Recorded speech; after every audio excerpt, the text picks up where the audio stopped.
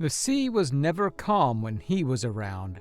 Empires feared him, fleets avoided him, and battles changed the moment he arrived. He wasn't born powerful, and he didn't start rich, but he rose through storms, war, and pure skill. This is how Michiel de Ruyter dominated the seas. Michiel de Ruyter was born in 1607 in the port city of Vlissingen in the Netherlands. His family was not wealthy. His father worked as a sailor and later carried goods for a living. Money was limited, but the sea was always close. And so, from a young age, de Ruyter grew up watching ships, hearing stories, and learning how important the ocean was for trade and survival. At just 11 years old, he went on his first sea journey. It took him all the way to Brazil. For a boy, this was more of training rather than just an adventure. He learned how ships worked, how sailors survived, and how dangerous the ocean could be. By the age of 15, he had already joined the military. He fought as a deck gunner during a battle against Spanish forces. Even at that young age, he showed immense courage. He handled weapons, followed orders, and stayed calm under pressure. These early experiences shaped him, built discipline in him, and prepared him for something bigger. His life at sea was not easy. At one point, he was captured by Spanish pirates. Instead of giving up, he escaped.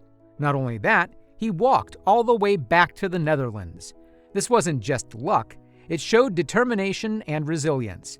Michiel refused to stay defeated.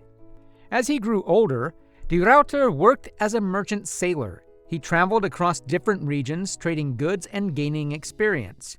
During one journey, his ship was attacked by pirates known as the Dunkirk Raiders. But he didn't panic, rather came up with a clever idea. He ordered butter to be spread across the deck of the ship. When the pirates tried to board, they slipped and fell.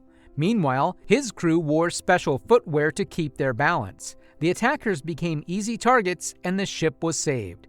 It was a strange tactic, but it worked perfectly. Over time, de Ruyter became known for his skill and creativity. Fighting harder was not his style, fighting smarter was.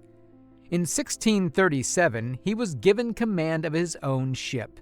His job was to hunt down pirates, including the same ones he had faced before. He succeeded in these missions and proved that he could lead. This earned him respect and new opportunities. He later joined naval operations supporting Portugal in their struggle against Spain. He fought in major battles, including one near Cape St. Vincent. Although the result of that battle was unclear, de Ruyter became frustrated with poor leadership around him. He believed things could have been handled better, so he stepped away from military service and returned to trade. This decision changed his life again. As a merchant, he became successful. He bought his own ship and traded across the Mediterranean and the Caribbean. He also fought against Barbary pirates during this time, often defeating them and freeing captured sailors. This built his reputation even further. By the early 1650s, he had made enough money to retire. He planned to live a quiet life, but history had other plans. War broke out between the Dutch and the English. This conflict, known as the First Anglo-Dutch War, threatened trade and national security. De Ruyter was asked to return. At first, he commanded a small group of ships, but even then, he showed his ability. In the Battle of Plymouth in 1652, he faced an English fleet that was much larger. Despite this, he won. His tactics and leadership made the difference. This victory changed everything. De Ruyter became a national hero almost overnight. People began to see him as someone who could protect the Netherlands. But even with this success, he remained humble. He turned down higher positions at first because he didn't want to create conflict with more senior officers. After the war, he continued protecting Dutch trade routes. He sailed through dangerous waters, fought pirates, and ensured that goods could move safely. This was just as important as winning battles. In the late 1650s, he also helped Denmark during a war against Sweden. He led naval operations that protected cities and supported Allied forces. In one battle, he used small ships and troops to attack enemy defenses directly. This showed that he could adapt his strategy depending on the situation. Then came another major conflict, the Second Anglo-Dutch War.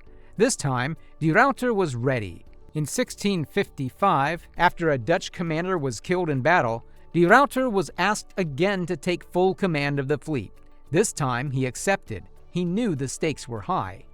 One of his greatest moments came during the 4 Days Battle in 1666. This was one of the longest naval battles in history.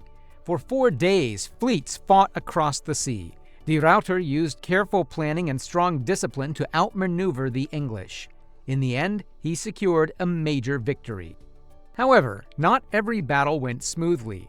At the St. James' Day battle, the Dutch faced heavy losses. Some commanders did not follow orders, and this created problems. But even then, de Ruyter managed to pull his fleet back safely. His ability to recover from difficult situations kept his forces intact. Then came his most famous achievement. In 1667, de Ruyter led a daring attack on England itself. Instead of waiting for the enemy, he brought the fight to their home waters. He sailed into the Thames River with a large fleet. Then he moved toward the English dockyards at Chatham. The English were not ready. They believed they were safe. They were wrong. De Ruyter's forces broke through defensive barriers and attacked the ships in the harbor.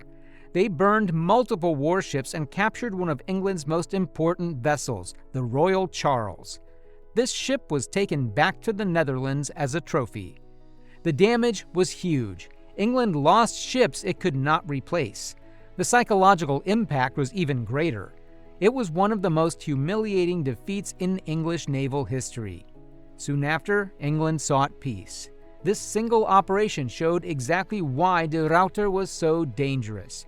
He was bold, but also precise. He knew when to take risks and how to make them work. After this, his health began to decline. For a few years, he was not allowed to go to sea. But when war returned in 1672, so did he. This time, the Netherlands faced both England and France. The situation was serious. A combined fleet tried to blockade Dutch ports and prepare for invasion. De Ruyter stepped in. He attacked the Allied fleets and forced them into battle. Even when outnumbered, he used smart positioning and movement to control the fight. He avoided being surrounded and instead broke the enemy into smaller groups. At battles like Schoonenveld and Texel, he defeated larger forces. His ability to divide enemy fleets gave him the advantage. Instead of fighting one large force, he turned it into several smaller battles. Because of these victories, the planned invasion of the Netherlands failed. De Ruyter had protected his country once again. By now, he was more than just an admiral. He was a symbol of strength and leadership. His sailors trusted him.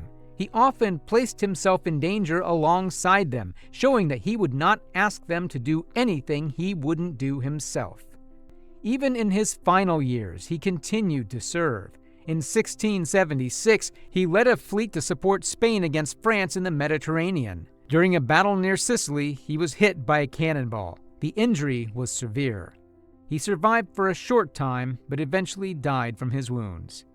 His death marked the end of an era, but his legacy lived on. De Ruyter had shown that leadership is not just about power. It is about discipline, creativity, consistency, strategy, and courage. He didn't rely on size or strength alone. He relied on thinking ahead, staying calm, and making the right decisions at the right time. He also showed loyalty. He served his country again and again, even when he could have chosen an easier life. Today, he is remembered as one of the greatest naval commanders in history. His victories shaped the balance of power in Europe. His tactics are still studied, and his story continues to inspire. He didn't just sail the seas, he dominated them.